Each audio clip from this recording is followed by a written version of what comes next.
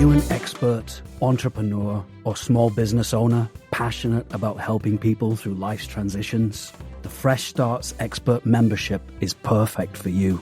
For just $55 per month, this dynamic membership is designed to boost your business and amplify your brand. Fresh Starts is here to provide you with business development, marketing, coaching, networking, publicity, community engagement, and more. With an SEO-optimized profile, exclusive press opportunities, and weekly co-working and business coaching sessions, you'll connect, grow, and gain visibility like never before. Are you ready to elevate your brand?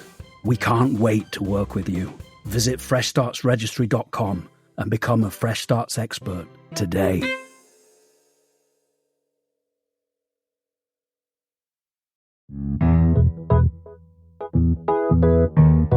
Welcome back to A Fresh Story, the podcast where we have conversations about brave decisions to start over again. I'm Olivia. And I'm Jenny. And we're so glad you're here today.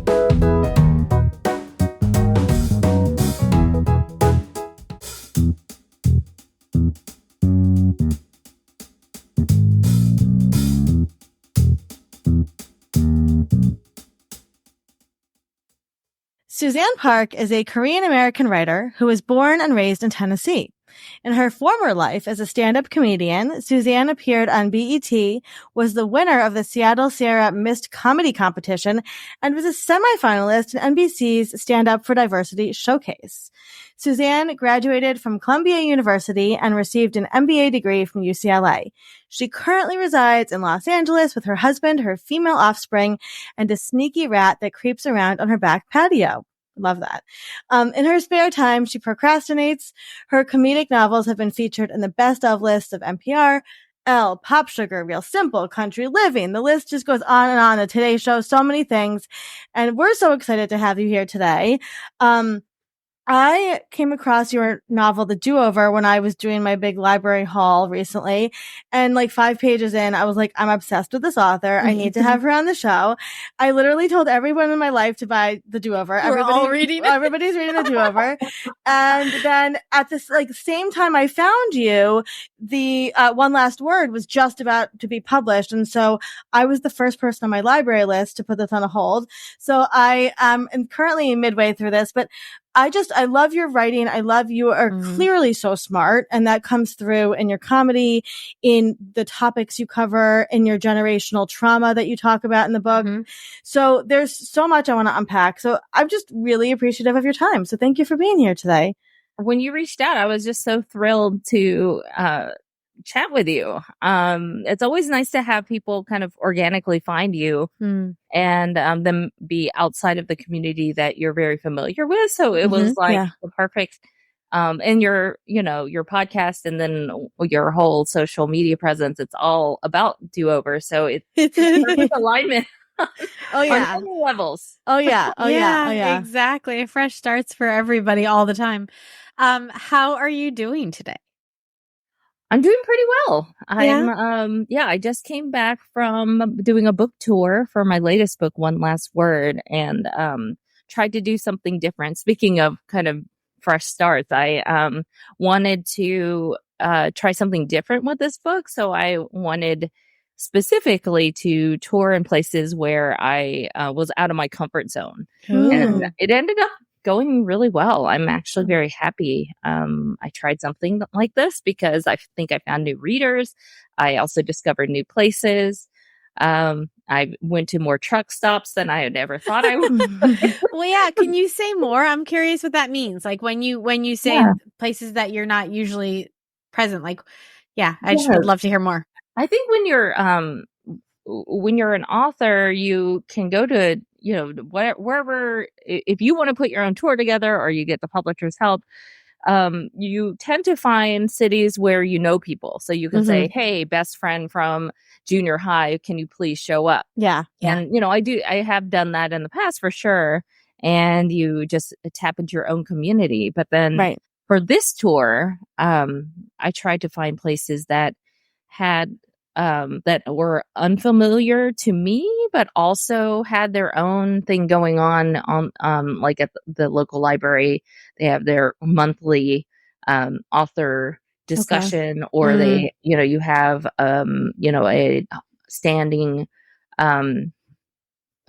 weekly meeting with authors. So I tried to plug into those communities. Cool. Because they're almost, if anything, they're very avid readers and they're used to seeing all types of authors. So it was actually quite wonderful to meet people and then see people who read broadly and they're asked wonderful questions. I think this was probably one of my favorite times to go out and talk with people. And also because I released in the pandemic.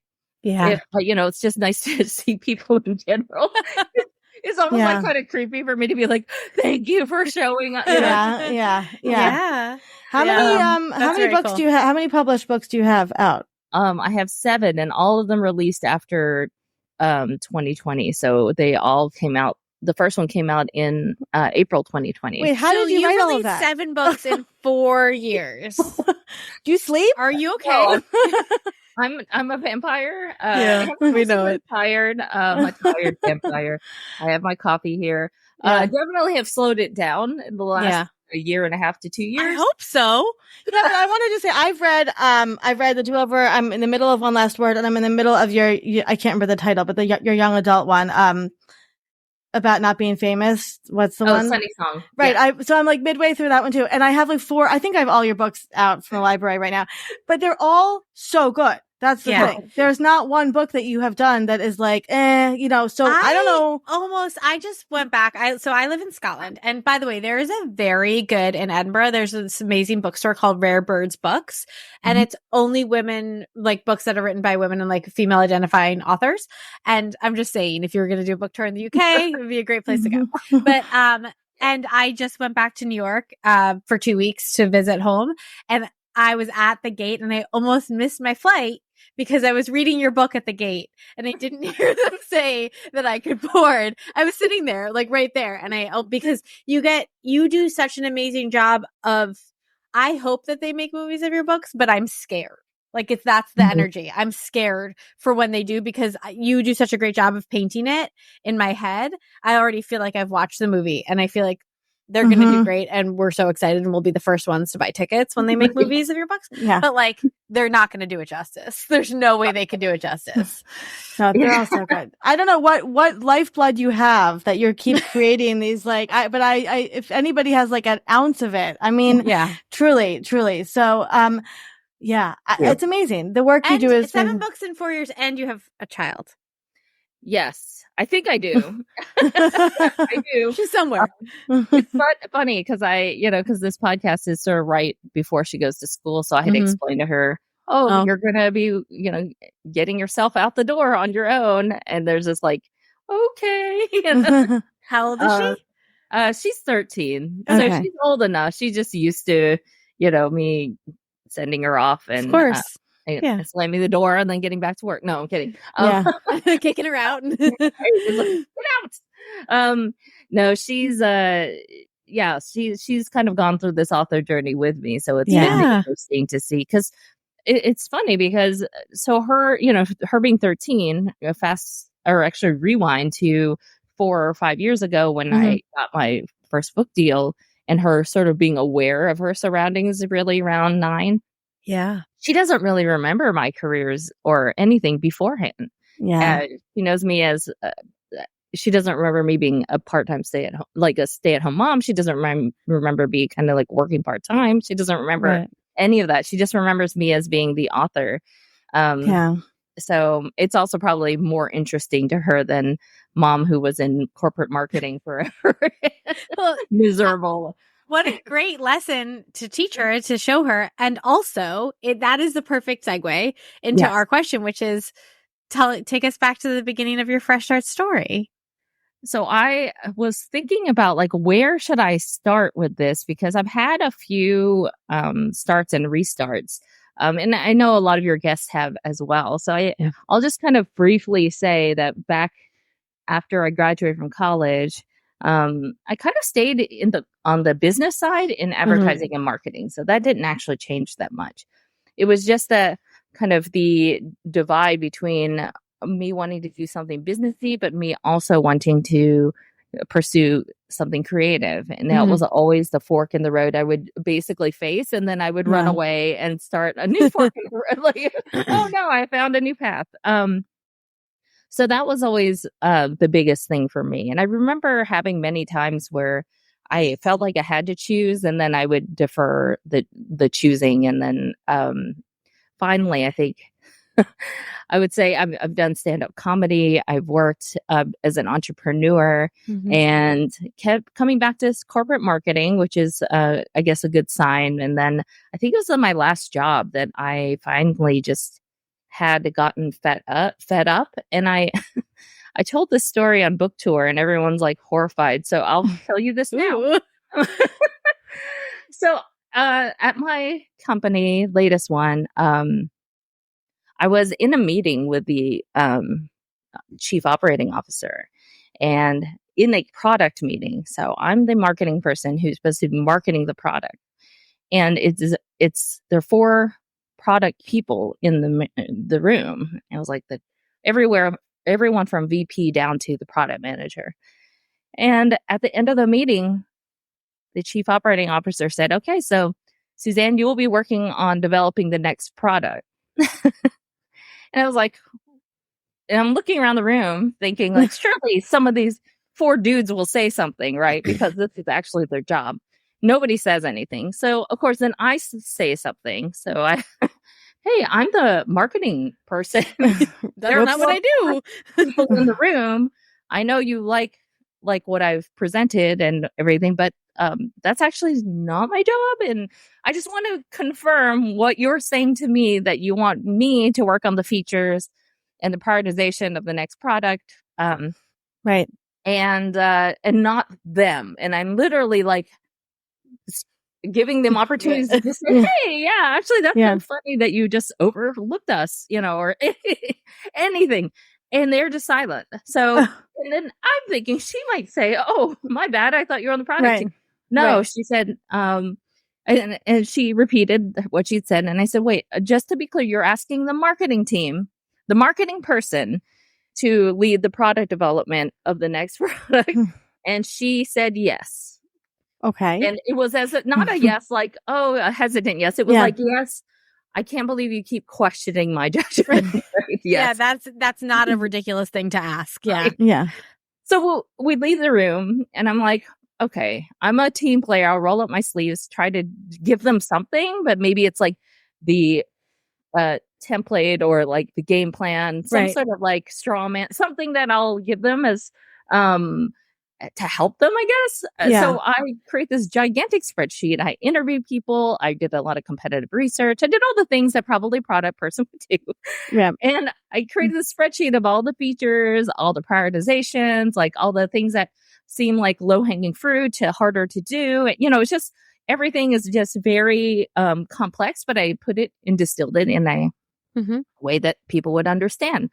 I shoot that Excel sheet over to the product team. Hey, just wondering if this is on the right track. Let me know your thoughts. Crickets. I get crickets for like a week. And then the next week, I get an email saying, hey, you're a optional member of this meeting. And I was like, it says product meeting. So I click on it. And it is actually a product meeting with presenting to the CEO. And they're presenting my work. And it is in a Google spreadsheet, and all they've changed is the color headings. Oh my God. Classic. Yes. So at that point, I was like, I am done. This is not what I signed up for. So, that was the start of it. And wow. I think I didn't leave right away, but I definitely started tapering off and saying, like, this job isn't for me. I was wondering how you knew that world so well. And I was like, she gets it. She gets the finance bros, the vests. You got the whole thing so perfectly. And I'm like, there's got to be a connection, because you can't write about this world unless you've been in this world. And so now it makes sense. So what happened after that? Were you always somebody that liked to write? Like growing up, did you write stories? I liked writing I liked writing funny bits. And I think when I was in school, I talk about this a lot just to younger writers too. Like your writing might not be academic writing. And I think that is the big distinction that I wish somebody had drawn for me earlier, but I'm kind of glad I ended there on my own, because then I start complaining about all the teachers that I've had. But you have a platform now. You're allowed. No, but like, I think that there is an opportunity for guidance when, you know, you have people who have a lot of creativity and just don't know how to channel it. And we have, you know, the way the school's set up is English classes are usually, you know, just to do your 5-paragraph essays. Let's do your, you know, your perspective on Shakespeare. You know, it's all very, it's kind of laid out, right? Like there's not much variation people can have to a curriculum. So I understand that, but there weren't that many creative opportunities from what I remember. And then my school didn't really offer creative writing, the kind of creative writing I like. It was mostly poetry, and not a poet. I'll be frank. You don't want to see my poetry. It's all like haikus and limericks. Love haikus. Love that. And I think back then I just assumed academic writing equals writing. And it took me a long time to realize that that wasn't necessarily the case. So I had done, I had taken classes after I graduated from college, and was just trying to hone in on what I was interested in and what I would be good at. And I'll be honest, a lot of these classes were okay. That's also part of the problem. Sometimes the classes aren't great. And then you think, oh, I'm not good at this either. Yeah. So there was a lot of figuring out of stuff when it came to whether I like humor writing was something that I could do. Yeah. But when I fell into stand-up and then got positive reception on stage, I knew I had something. And then it became a matter of like, how can because I knew I wasn't going to do stand up forever. And it was a question of like, what could that translate into? And from what I hear, I mean, I don't think a ton of stand ups go to fiction writing. So I probably took a jump that a lot of people don't. But your books are funny. I mean, your books are laugh out loud funny. Like, so clearly, you know, there is a thread there that you pulled into the books. Yes. Thank you. So I've had many fresh starts in my life, from, you know, leaving that last job to finally just committing to writing. And I gave myself, you know, this amount of time of like, let me see if I can get an agent. Let me see if I can sell a book. And you know, kind of had this game plan in my head, and it didn't work exactly as I thought it would, but it never does. It was showing signs that there was some potential. And I think along the way, my husband and I are like, okay, let's just keep seeing if this will work.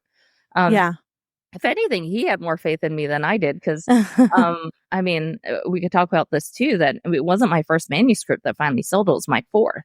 And if, you know, and when you're first starting out, if you're doing fiction and not nonfiction, you have to write the whole book for anybody to pick you up, because they have to know that you can finish a book and that you have, you know, the ability to take notes and all that stuff. So, it took like basically 4 tries at writing full length books for me to finally sell something. And I think I was ready to give up at number 3, to be honest. My husband's like, well, you said you wanted a little time off, so might as well like go to the end, and then we can talk about you getting, you know, we'll go back to work and whatever. But you really wanted to see this through. So I was like, all right, okay, I won't give up. Did you sell the other 3 manuscripts like after? Have those been published? I sold. Okay, so number 4 sold, and that was The Perfect Escape. It came out during the pandemic of April 2020, which was God. But I'm thrilled that book is finding the right reader still, and it didn't flop. So I'm super happy about that. But you know, you had 3 or 4 books out for submission, which is trying to sell your book to editors. Yeah. And when you're doing that, you're always trying to think, what should I be doing? And instead of twiddling my thumbs. So in one case, I think it was while The Perfect Escape was being sent out, I decided to revise one book, my second book out, because I just had a feeling that book would be topical, and I knew how to fix it but it wasn't anything that a specific editor told me, and it wasn't even something my agent had suggested. I just had a feeling that I wanted to change it to a rom-com. Okay. Because it was it was like a dramedy, a workplace dramedy, and that ended up being the Loathe at First Sight, my adult my adult debut.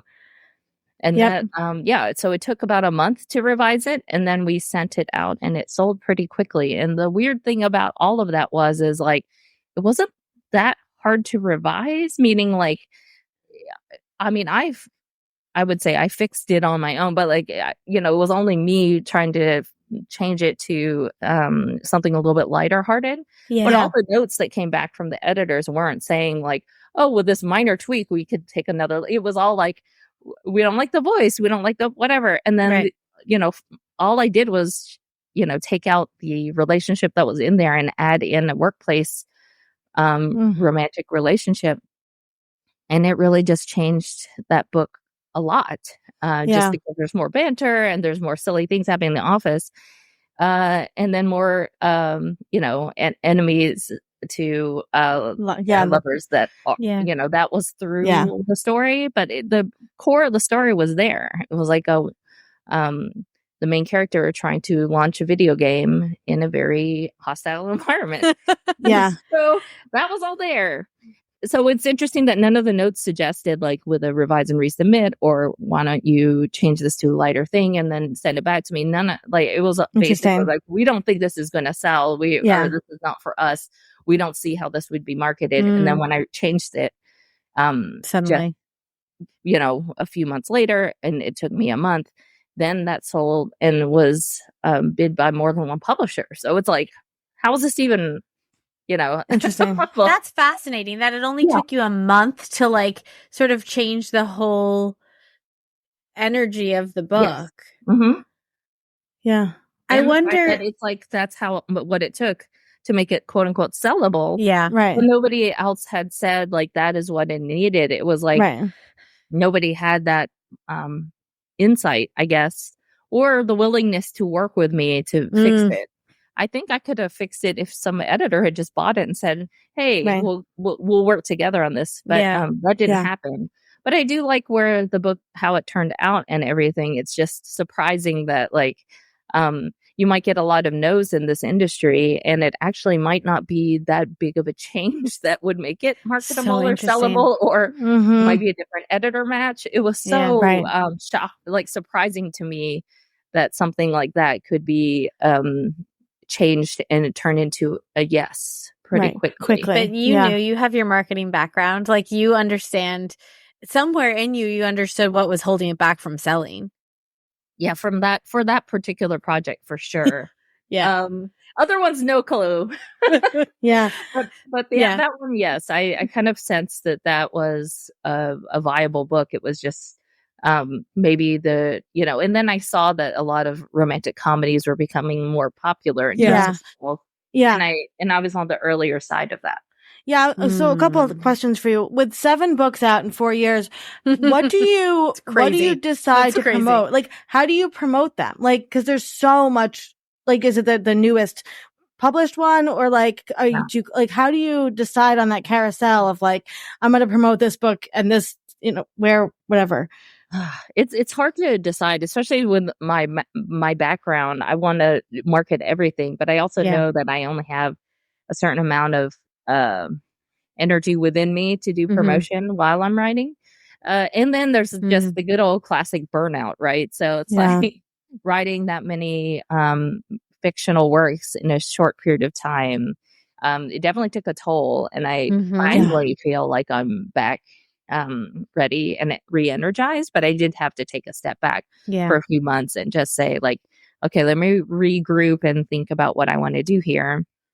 And so I got so it just wanted to get refocused, just from a kind of a headspace, to be a human again. And I didn't want, and I had things going on at home that were not like bad, but they just needed me to pay attention. My parents were moving, and them finding a new place required me to help them. So there was just a lot happening. I actually got a new agent in that time period as well. And then now that everything has settled, my parents are settled, I have a new agent, and now we're just sort of figuring out what we want to work on next. But it took me it took a while for me to say, okay, it's time. Yeah. Because it's like a boulder rolling down a hill very fast. You know, you're like trying to catch up, and you're thinking, okay, let me just keep going at this pace, but it's not sustainable for me, at least. I know other people who are still writing 2 books a year, and it's just not. Well, your creativity needs a break, right? Like, I mean, you're coming up, you are world building, right? You're coming up with backstories and people. And I love to write fiction too. I've never done anything with it, but I love to write fiction. I have like 400 works in progress from the time I was 16. And that's my favorite part, right? Is I see it like a movie in my head and I'm writing it and all these things, but it takes so much out of you to do. Do you have like an outline of where the book is going when you write, or do you just free write and see what comes out with the characters? It depends on the book, and it's usually a mix. So actually going back to your point of like, how is this even possible? I think you're right where I was trying. A lot of my books require extensive world building for a contemporary non-fantasy environment, because I have to set up the workplace or, or in the young adult space, just a kind of it's usually an environment that requires a lot of action, or it's just a fish out of water scene. So you have to believe that environment is somewhere where the person is uncomfortable. So it's the farm is one of them. And I had to do a lot of research on what a farm would be like in old times and modern times, doing that type of proper research to make it feel like the world is viable. And I do think now that I'm kind of thinking through people who do write many books in a short period of time, they're all series or living in the same universe. And I feel like that is something I don't do. And it kind of like, I was like, how can that person do it and me not? Or, that's so interesting. Compare yourself. And then it wasn't until maybe, again, when I had to recenter and rethink about like how my career was going, I realized that, if you're doing brand new books with brand new premises, structured differently with every book and trying something new, it's very hard to sustain a 2 or 1 year turnaround time for each new work. Yeah. So I've learned that myself. So as far as the writing, though, it depends on the project. So early on, I was more of a let's see what happens. So my young adult book that came out, The Perfect Escape, I actually wrote that one out of order, and it was because I was in a class that was talking about like how to like improve your scenes and your character, the character, the hero journey, something like that, where you're trying to develop certain parts of the character or certain scenes, and the assignments would be like, okay, now turn in a scene where your character is showing heroism, and so that one I wrote like there's many action scenes in my young adult debut, but one of them is in particular like an actual fighting scene. And I remember thinking, okay, I'm going to write that one because I feel like that could show heroism for somebody that isn't typically a fighter. So it's a kind of like a messy fight. So in a like comedic way. And so I wrote that one, and the people in this class, we had to exchange it with some people, and they seemed to enjoy it. And I was like, okay, so I can write action comedy, and let's see how what I can do with the rest of this book. So I wrote some of the action, like second half of the book first, and then I wrote the first part, and that was not something I've ever done again. But it worked for that particular book because it got the right energy for the book and the right kind of vibe that I wanted to set up, where it's kind of like this guy that he, in the end, is the hero of the story, but he's not your typical hero. Right. I love that. I love that. So talk to us about writing a rom-com, because you do them so beautifully. And I would say your style of rom-com is like so classic, right? It's like that subtle, there's like a subtlety there. It's not too overt. And there's like, I don't know, it just is, you do such a beautiful job of like making these characters really fall for each other. were you a rom-com lover growing up? Did you watch all the movies and all the things, or where did that come from? I think it is that I watched a lot of those early 2000s type rom-coms. Yeah. And I really feel like the ones that are even kind of genre blending, like Clueless, the ones that you just think Classic. like, oh, you see the character have to go through something, but also has a romance as well. Those are my favorites, and that clearly comes through in my books. Yeah. So I think you're right where those really influenced my style, not necessarily contemporary romance books that are that my books might be shelved with, but I do feel like that it's the movie, and I see things in a very cinematic kind of like visual way. That's what I was gonna say. When I read your books, I see it as a movie too, and I would say 100% you're influenced by the movie rom-com genre rather than any other books, and you set the whole world up in that rom-com space, right? So my next question for you is, have you thought about writing a movie script? Because I could see that so clearly coming through. Yeah. I have thought, I still have a few more books in me. So I feel like when I get to the point where I have dried out my well, for sure, I'm going to start asking my film agent, like, how does one go about doing this? Yeah. I'm in a writer's group where it's not just, novels and just fiction works. I have aspiring screenwriters, playwrights, and so it's definitely a mix. So I have been exposed to what a feature film like setup might be, or even a TV episode. So I'm pretty sure I could write it or figure it out.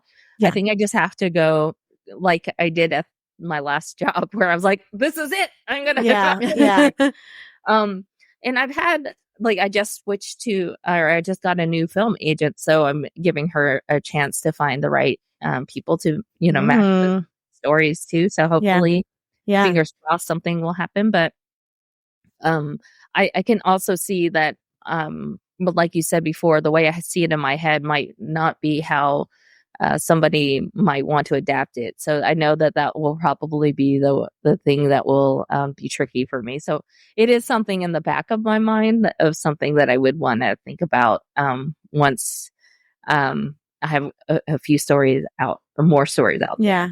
What's your favorite rom-com movie? Besides Clueless? Clueless is so good. Yeah. So good. It really is. I mean, there's so many like ones again that are kind of blended. So I love Crazy Rich Asians. Yeah. Gosh, I'm trying to think of anything more recent, because my mind keeps going back. Okay. Go back. Tell us back. I think that's where, we grew up with the rom-coms too. Like, I remember when I seen the commercial for Clueless and being like, I need to know this movie. And I think it's like permanently altered my brain chemistry. I think that is the standard. So I'm going to say only Clueless. We love it. We love it. What about you all? Like, do you have any favorites? Oh, I mean, Dirty Dancing. I don't know if that's quite rom-com. Kind of rom dark. Yeah. Clueless. What else did we grow up watching, Olivia? We grew up watching a lot. I love the J-Lo rom-coms are like my... It does love a J-Lo I do rom-com. love J-Lo rom-coms. And Drew Barrymore. I love The Wedding Singer. Wedding Singer. Wedding Singer is my all-time favorite. Music and lyrics. Adam Sandler. Yeah, The Wedding Singer. Oh my gosh. Yeah, those are. I'd say Music and Lyrics is one of my favorites, which I think is underrated. I just, on the plane back from New York, watched Notting Hill for the first time, which I don't know how I missed it. I thought that was amazing. What we loved when we were growing up too? 9 Months, which is like an unusual rom-com with Julianne Moore and Hugh Grant, which was a great one. Yeah. There's some good ones out there. There's a lot of good ones. He does have a lot of good ones. I went down like a whole list once when I was like had time to kill of all his rom-coms. Suzanne, you also bring into your books a lot of family stuff, right? So a lot, and I love like in One Last Word, when she sends the messages to her parents, right? And there's like this therapeutic speech that she has learned, through her healing. Do you take a lot of that from the world you grew up in, from your own experience? Where does that come from? I think it's so when I grew up in Tennessee, I think because it's like Korean Tennesseans have a specific way they grew up, there's that feels very different. When I went to college in New York, it feels very different than I also call them coastal Koreans because Yeah. but just, being around other Koreans versus not being around other Korean culture and food and versus not you relying on the church to be the way you have experienced Korean culture and community. Interesting. Versus maybe somebody that didn't have that. It's just very different upbringing, and you wouldn't guess that. And that's, I think, why I'm so adamant about continuing to write, because I feel like there's a lot of my perspective might not be completely reflective of other Korean American experiences, but also because I have friends and experiences that I know of that are outside of mine, I also tried to write toward those as well, but again, not as heavily represented as, again, maybe the coastal Korean experience, where I know there's even a lot of young adult folks now that have people who grew up in like Asian American environments because they went to an Asian American high school, and it's very different than how I was raised. So I'm just very cognizant of that. And I do tend to include family and parental expectations, the moving of goalposts, the intergenerational trauma, and maybe not in every book, but there are hints of it in every book. And I think that is important to talk about, because I think a lot of people are trying to work through it and they don't know how. And I try to show my characters kind of dealing with it their own way. But the last two books in particular, The Do-Over, where A Do-Over is it follows a story of Lily Lee, who is a career consultant and author, and she finds out during a she's trying to write a book called How to Land the Perfect Job.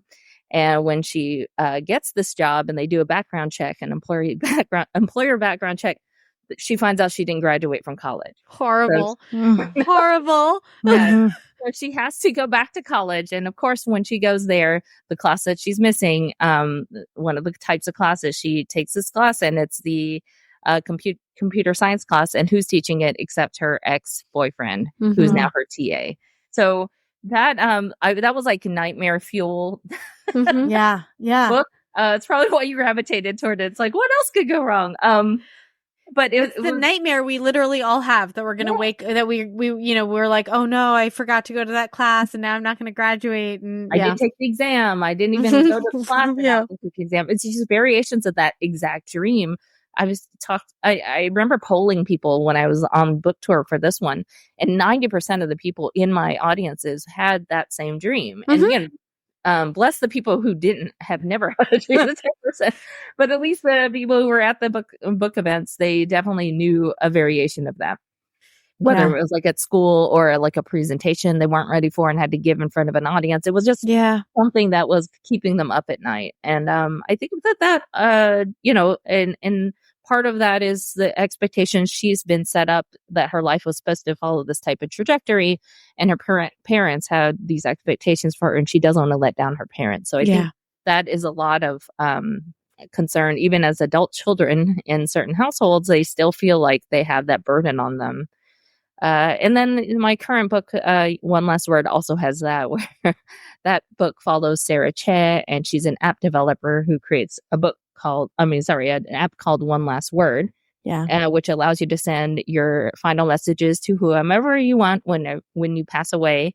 And when another Sarah Che passes away and her obituary is posted online, all of Sarah's drunkenly drafted messages all get sent out at the same time, and it goes out to her ex-best friend, her parents, her meddling parents, and her former high school crush, unrequited crush, Harry Shim, who is a VC superstar and ends up being her mentor later on in a pitch competition. So again, what else could go wrong for this character? But in that one, Sarah also deals with when she sends out her messages, her parents' first reaction is to yell at her. And then she's like, "You even read the message?" And so, talk about miscommunication and just like, avoiding conflict. It is that personified when she's dealing with their parents. I think you do such a beautiful job of like taking an experience and making it so specific, but also it is universal, right? Like, I am not Korean American, right? But I do understand the parents having unmet expectations, and I do understand goalpost moving. And I also like, I can't imagine that, most women haven't had the experience of trying to find a VC to invest in your company. Yeah. But I imagine that obviously the book's done well, and like people relate to that because people have had a boss that's kind of like that, or ex-boyfriend that's kind of like that. Like they understand that experience. Now for Olivia and I, we're like, why is she writing about all of the things that we've actually gone through? But, even the experience and the do-over of like the other brother and sister that have no experience getting jobs and they become the superstars. And it's like, why are they getting the press? Why is my book not getting the press? Like that's something that we can all relate to, whether it's on the super, super micro level where we actually had that experience, or the macro level of I was not recognized for this accomplishment and somebody else who I feel doesn't do that was recognized. And I think you do a great job of playing those lines because, what do they say? Like stories are made in details, right? And so you do a great job of building the story in details, but stories are relatable because they're relatable on universal levels. Like we weren't growing up in Beverly Hills, and our mom hadn't passed away during a routine liposuction, but we understood Cher, right? Like we understood what she was going through and her experience. And so you just do such a great line of creating that because it makes the stories feel so real. Yeah. Right. And also the thing that felt really real was the experience that Lily has of like, yeah, they said I might not be able to take this course pass fail and it might mess up my transcript. But like, I was depressed and I was 22 and like, I didn't know what was going on. I like the idea that we put so much on college students. Like I just related to that on such a very real level of like, I didn't understand the system. I didn't understand what was going like, and I didn't think to ask more questions because I was a kid. I just think you do such a beautiful job at sort of creating those two levels of understanding. Thank you. That's really nice. You, before we let you go, you also bring in sisters. Sisters is a big part of this. And I know you have one sister, right? Yeah. One sister. Right. So the relationship Yeah. Wait, no. So what were you going to say about your sister? I wanted to hear it. She's a very demanding little sister. Hope she's not listening. No, like when I just got back from my tour, I was like, hey, I have a little bit of room in my suitcase because I was giving out bookmarks and kind of promo stuff. What do you want? And, I'm thinking she'll say, oh, I just want like a little, souvenir from wherever or a book or whatever. She said, I want a beaver onesie from this specific truck stop. And I'm Buc-ee's from Buc-ee's. Yeah. So I said, what? And then she's telling me, like, giving great detail about why she wants it and whatever. And I was like, look, okay. And then I had all these rules. I was like, okay, if it's over $50, I'm not buying it. If it's blah, blah, blah, I'm not, and then she's like, okay, but if it is, I need this size and blah, blah, blah. So I go to the truck stop, and sure enough, they have a whole circular section of onesies that are beaver shaped. And I picked one up and I was like, sadly, it is $25. Gotta stuff that into your suitcase. It was awful because it was like the only thing that would like fit. It was the only thing that I could fit in the suitcase exactly. So it was like, meant to be. Crushed its head. Little beaver teeth are all wrinkled, but but she was so happy when I brought it back. So it was like the happiness of giving her something. So so we have a very funny relationship. It's a very lovely relationship. But so I do like to have sibling relationships in my stories. I think the one perfect escape was older brother, really young sibling. And fun to write because my daughter was probably close to that age of the younger one. But the other ones have been based mostly on my relationship with my sister, and so the comedy that is related to that is mostly from types of interactions I would have with my sister. Not this exact thing, but it's the same banter, the same level of like the relationship the highs and lows are all related to probably a real thing. Yeah. I think it comes through. Yeah, it does, for sure. Mm-hmm. So, Suzanne, if anybody's going through a fresh start, what would be some wise words that you could impart to them? You know, with all my books, if you take the whole collection, I was trying to figure out, I was like, surely I have a theme. I would like to think so, because they're similar. They're so different, but they're similar in a lot of ways. Like if you took like two random of my books and try to compare and contrast, there's probably more to compare than to contrast.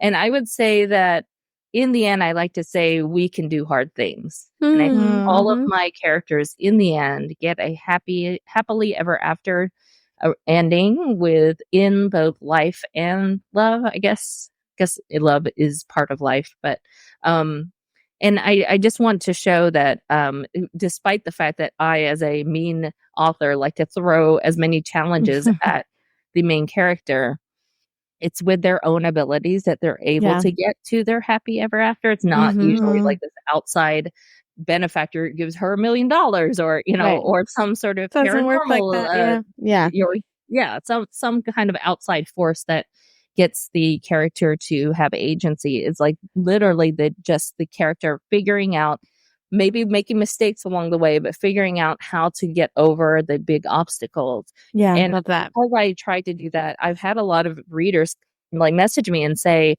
I really saw that this was relatable and it made me feel less alone. And I now can feel like I can do the things that this character did. And it's really lovely to see that kind of sentiment, because that is like very intentional, because I don't want, I see a lot of these kind of feel good stories just have this happy ending that's not, I don't say not earned, but it's more like things happen and it just happens to fall in place.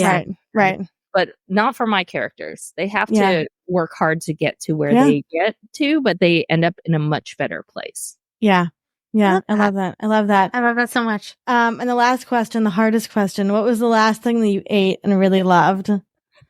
Okay, so this question has been in the back of my mind. So if I've ever looked like I'm drifting a little bit, it's like, what did I eat yesterday and the day before? And the day so I will say that the newest thing that I've eaten, because I was also thinking like, oh, what have I eaten that I enjoy? But it's like things that I, would normally get anyway. So I was like, what's something that I was like, I don't know about this. I would say turtle chips, the ones that have the chocolate churro flavor. So there's a Korean snack called turtle chips, and they taste like bugles. Okay. Like corn bugle. So that's like the original, the OG version. But they have they have different flavors now. And I was like, how can they make this corn thing taste like this? So they have seaweed flavor and whatever. But the chocolate churro one, I was like, there's no way this could be sweet when the actual snack itself is savory. But it's fantastic. It's like layers of crispiness, and they manage the chocolate like on all the layers rather than just on the outside. So my God, it's like a croissant almost, where you have like every layer make it different. So it's very tasty. And then I'm usually not a huge fan of cinnamon, and so they didn't like overpower the churro. Okay. So it's much more chocolatey. My daughter hates cinnamon, and she loves it. So that we bought it at Costco, but you can get it at Korean or Asian grocery. Yeah, I will be hitting up the Asian grocery store near me to see if they have it as soon as possible. If you Google it, it's like very much a one of those like. It's always running out of at stores. Like it's sounds like very funny. I can understand why. It sounds amazing. Yeah. Very tasty. Yeah. Suzanne, where can people find you and buy your books? They can find me online at SuzannePark.com. That's my website. If you want to see like more of a daily post or like daily updates, I'm usually on Instagram at Suzanne Park. Not as much on the other platforms, but sometimes. I'm on TikTok, but I don't post that often. But I do post different things that aren't on Instagram. Okay. Yes. And if people want to buy your books, they're available wherever books are sold. Yes, wherever books are sold. They on bookshop.org. You have Barnes & Noble, Amazon. Amazing. Should be anywhere. And I've seen a lot of local indies carrying my latest one, so I think it might be one that you can get at a local indie near you. Yeah, and I know, like, here on Long Island, all the libraries have your books. So if anybody can't afford it, they can go search, and everybody has it. Well, you are a pleasure. We're so excited to keep up with you and see what you're doing and keep reading and learning all about your amazing characters. So just thank you for taking the time and sharing all your stuff, because I think it's one thing to really love books, but to really fall in love with the author of the books too is really special. And we just appreciate you and everything you're doing. So thank you for being here. Thank you so much. I really appreciate you finding time to chat with me today. Our pleasure.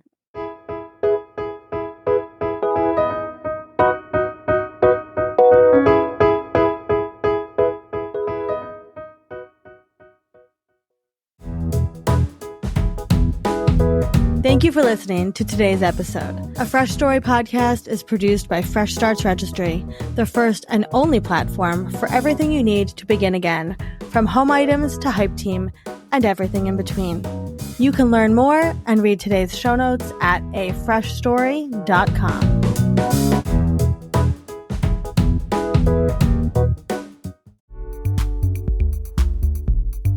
Are you a freelancer, solopreneur, writer, creative, or professional looking to achieve your goals within a supportive community? Have you found that working from home on your own gets lonely? That you're missing the accountability and community of a positive workplace environment? We understand. And we're so excited to introduce you to the Fresh Starts Collective. For just $35 per month, gain access to 6 daily offerings a week, including virtual co-working, open office hours for business coaching, accountability sessions, and networking opportunities. Enjoy expert workshops, monthly events, and an extensive content library. Connect with marketing, design, and writing professionals to brainstorm and grow together. Surround yourself with accountability, community, and growth. Elevate your journey with the Fresh Starts Collective for only $35 per month. Visit freshstartsregistry.com and join us today.